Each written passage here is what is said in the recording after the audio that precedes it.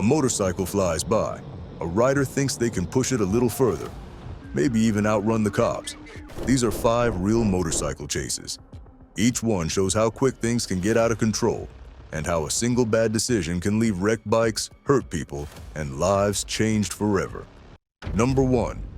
It was the early morning hours of March 3rd, 2022, just before 3:46 a.m. when the call came in. Troop A Communications alerted Corporal Hobbs that Bartow County deputies were in a high-speed pursuit of a motorcycle. Copy,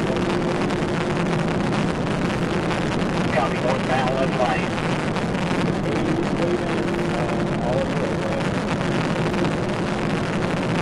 Copy, weaving all over the roadway.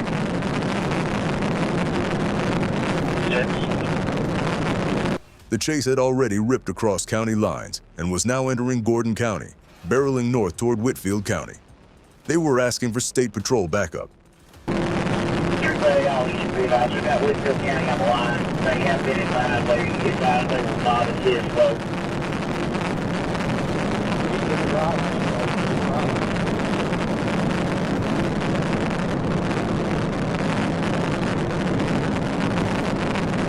As the radio chatter filled the patrol cars, troopers scrambled to intercept. Corporal Hobbs was miles away on the north end of Catoosa County, but another trooper in Gordon County swung off the 320 ramp to reposition northbound. That is when the flashing of a single headlight cut through the darkness.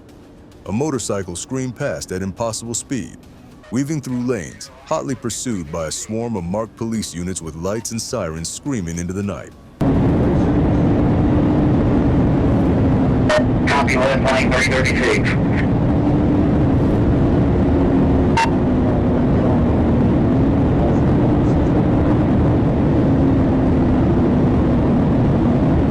Copy, back at 336. Request 153 unit. The trooper merged in, running full emergency equipment, chasing as the bike darted forward. Trooper Weaver joined in, overtaking to assume primary pursuit, while the unmarked trooper dropped into secondary. But the chase quickly turned chaotic. Weaver's patrol car suddenly lost power, and the unmarked trooper was forced to take lead again near the 329-mile marker. Copy, trying to block.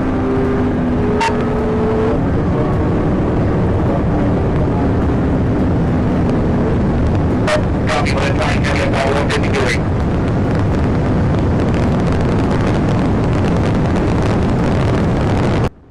At speeds pushing the motorcycle to its limit, the rider fought to keep control as the bike wobbled violently. The trooper attempted tactical maneuvers, cutting in front of the motorcycle, trying to channel it toward the shoulder. Twice the trooper forced the rider to slow down, only for the suspect to dart around him, throttle wide open, and disappear into the darkness again.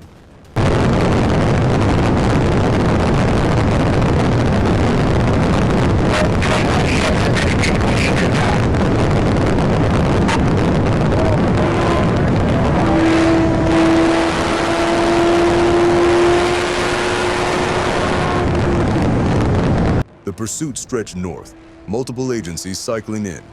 Bartow County deputies, troopers, and corporal. Hobbs himself all tried to block the rider, but each time he found the smallest gap to slip through and rocket away. By the time the chase passed the 336-mile marker, it was clear they were heading straight for Tennessee. Troop A Communications relayed word across state lines.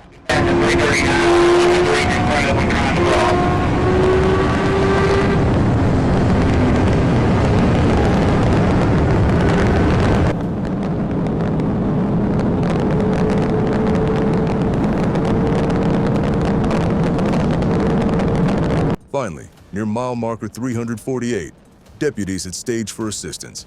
The suspect, still pushing the motorcycle beyond control, made a desperate exit onto the ramp. His gamble backfired.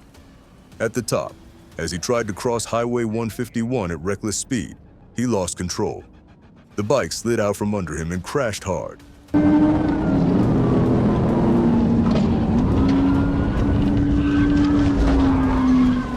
He's 1050.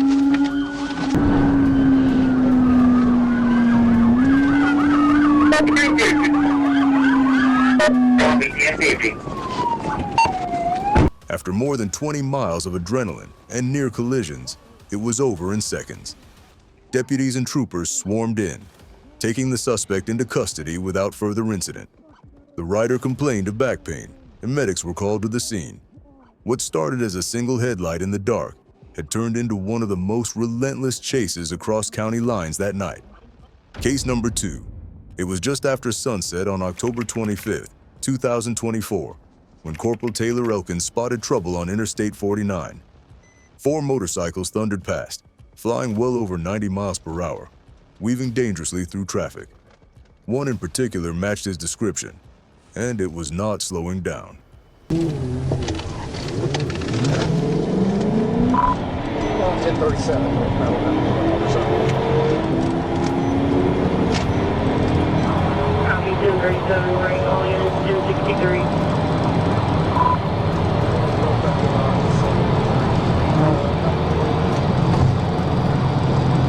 Troopers positioned themselves to intercept near Elm Springs Road.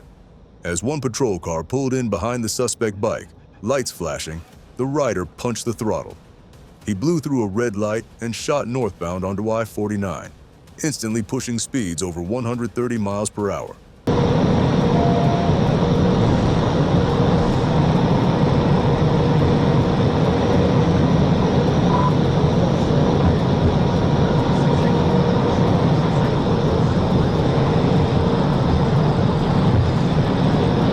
Traffic scattered as the motorcycle swerved across all 3 lanes, reckless and blind to the danger. Cars jerked to the shoulder, horns blared, and still the rider tore ahead. The chase stretched over mile markers 83 and 85, through intersections where red lights meant nothing. Walnut Street, 46th Street, Olive Street. The bike used every road as a racetrack, cutting through the wrong lanes, running head-on toward traffic with no regard for anyone else.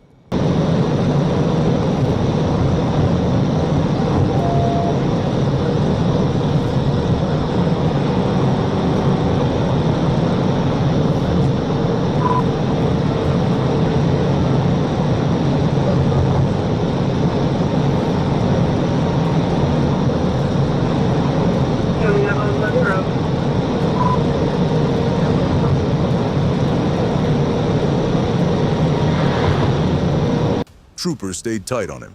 At one point, an officer pulled alongside to force compliance, but the rider clipped the left rear of the patrol unit and kept going like a ghost slipping through the night.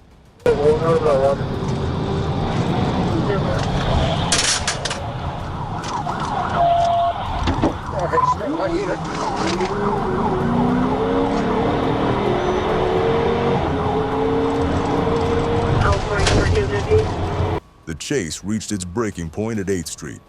The rider, running hot into an intersection, found himself staring down a westbound vehicle in his lane. With no way out, a trooper made the move. He cut alongside, using his patrol car to push the motorcycle into the curb. Metal shrieked, sparks flew, and the suspect was thrown from the bike, rolling hard onto the pavement.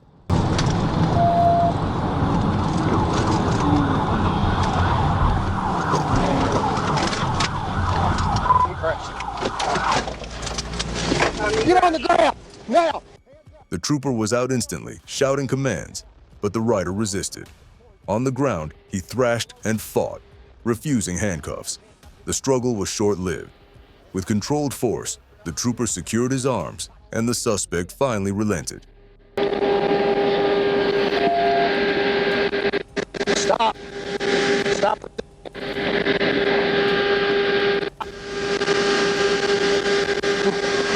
Stop!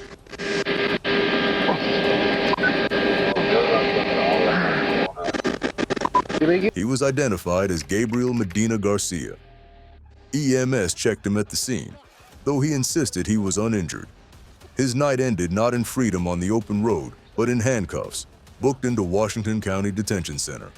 The charges stacked up like a rap sheet of recklessness: felony fleeing, reckless driving, speeding, unsafe lane changes, running red lights, no motorcycle endorsement, and more. Before we dive into the next encounter, don't forget to like, share, and subscribe so you don't miss any of these real police stories. Case 3. Late morning on Kerr Station Road. Traffic moved steady under the summer sun. At 11:40 a.m., Trooper Blaine Lucas spotted something that didn't add up. A blue sports-style motorcycle was heading northbound. 2 riders, no license plate displayed.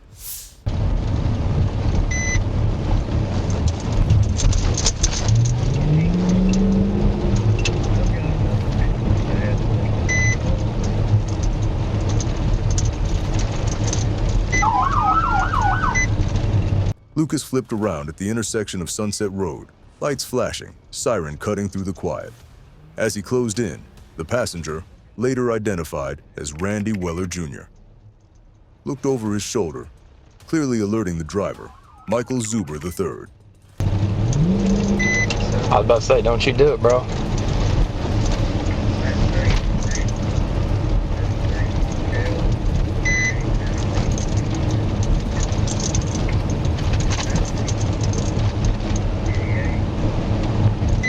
The motorcycle rolled on, giving every sign it might pull over. But each time a safe spot appeared, Zuber sailed past. Then Weller bailed. He jumped from the back of the bike, tumbling off toward the roadside as Zuber twisted the throttle and fled.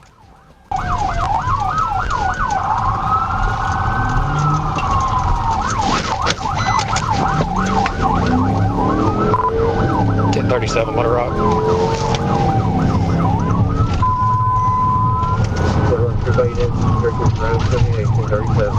The chase was on.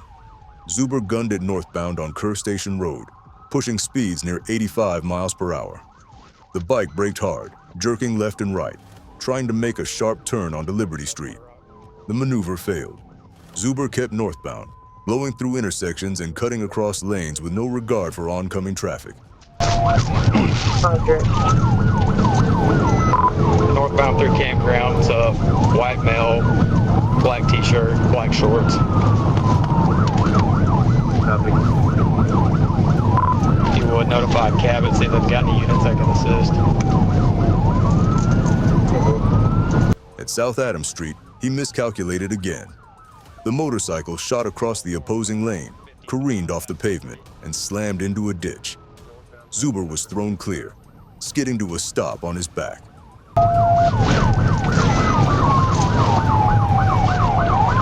There was a white male jumped off around, wrecked out.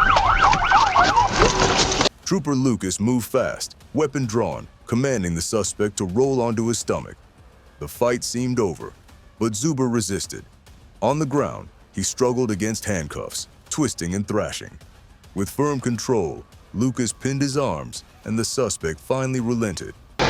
Stupid. I know, bro. You're stupid, man. I am, bro. Come on, dude. Dude, I know. That was so stupid. I'm gonna give you a lot. You are. Shut up, shut up, shut up. Stop.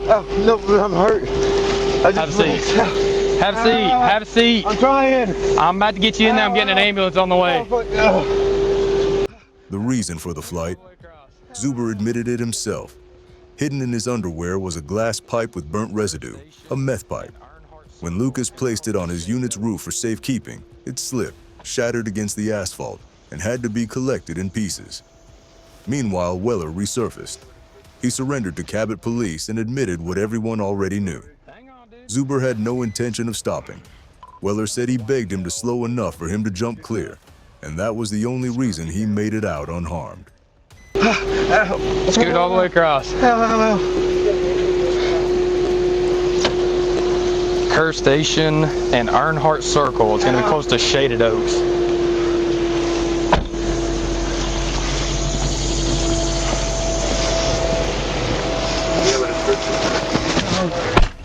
I'm Michael Zuber, I'm sorry. Hang on, dude. Zuber confessed to smoking meth earlier that morning. His erratic behavior, body tremors, and scattered talk confirmed it. He was transported first for medical evaluation, then to the Lenoke County Detention Center. A reckless morning joyride had ended in twisted steel, shattered glass, and felony charges. For Michael Zuber, the adrenaline rush was over. Case number 4. It was early morning on the Florida Turnpike when a Harley-Davidson cruiser came roaring southbound near mile marker 306. The rider, later identified as John William Clowney Jr., was already pushing the limits. He clocked in at 89 miles per hour, but that was just the start.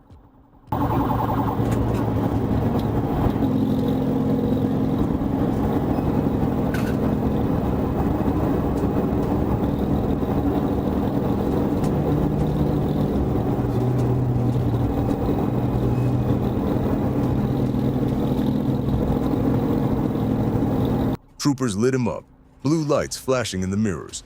For a moment, it looked like Clowney might comply. Instead, he twisted the throttle and surged ahead, the deep growl of the Harley echoing against the highway walls. The chase was on.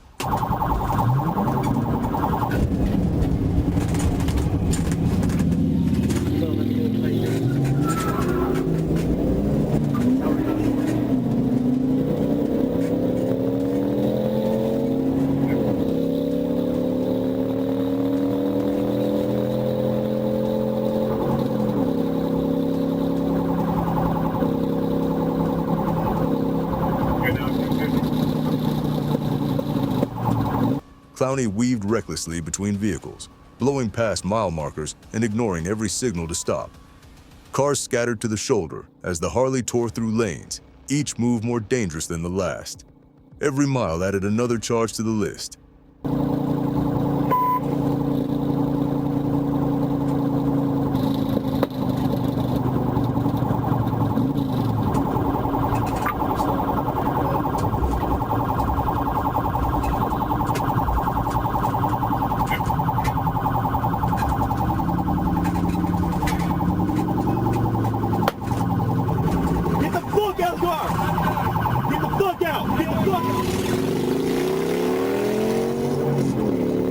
The pursuit stretched nearly 10 miles down the turnpike. Troopers stayed locked in, radioing updates, holding the line until the moment presented itself. Near a curve, with traffic clear, they moved in. Precision maneuvers forced the Harley off its path, bringing the pursuit to a sudden end.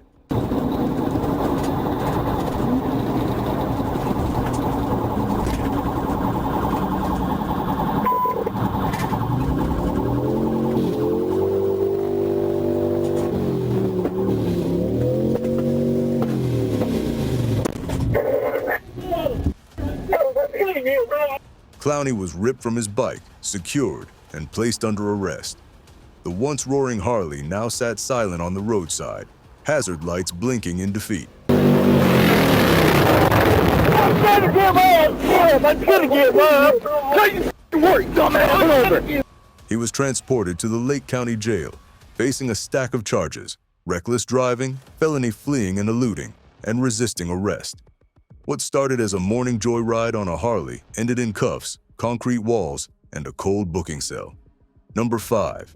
Night had already fallen over Northwest 2nd Avenue when the call lit up the radio. A criminal interdiction unit was patrolling with K9 gunner, and 2 motorcycles tore past at a reckless pace. What looked like 2 riders on a joyride became a high-speed attempt to run from the law.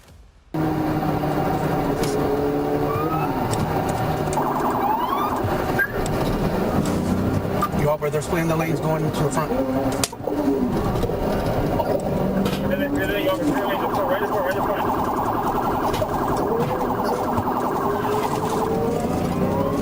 Maybe you see a bicycle or a motorcycle taking off on that beach. Boy, he's not on 2nd Avenue. Felony Officer Botello and his K9 unit closed in to intercept. As they moved to overtake, both bikes hit the gas and ran a steady red light at Northwest 7th Avenue and Northwest 191st Street. The chase went from dangerous to desperate in an instant. Male green shirt, female on the other motorcycle, green t-shirt, pushing the place out of 100. Whoever sent this legs up in front of me, and have one motorcycle behind you, which is the female.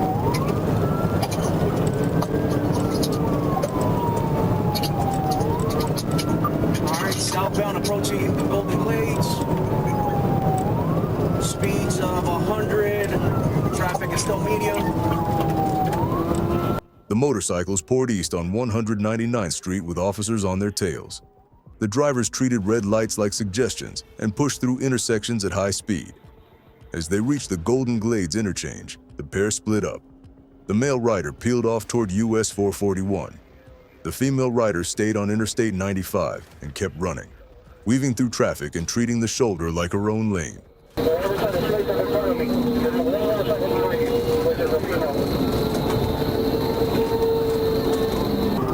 Alright, the motorcycle separated. The male went on the blades, exited to 826. We're after the female southbound, I-95 still, passing the Golden Blades.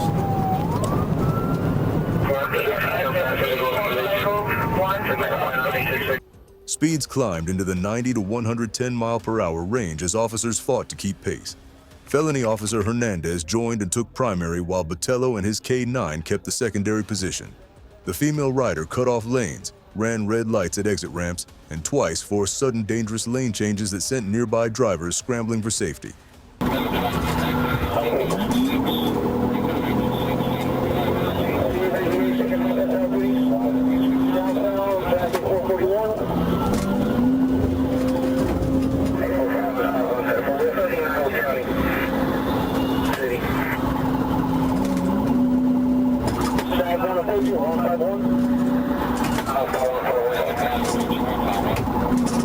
Exit after exit offered no relief.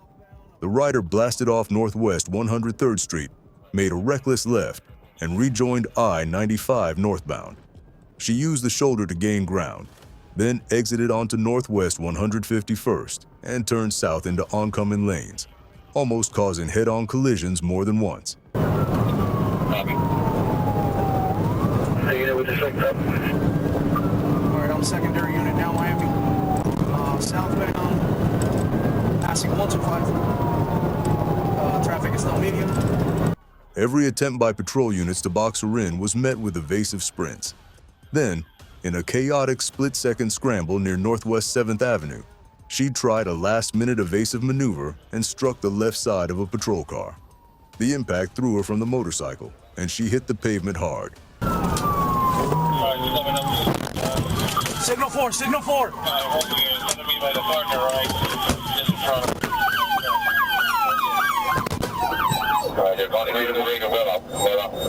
Officers rushed to her. She fell from the bike and they moved in to secure her. Miami-Dade Fire Rescue and EMS were called immediately.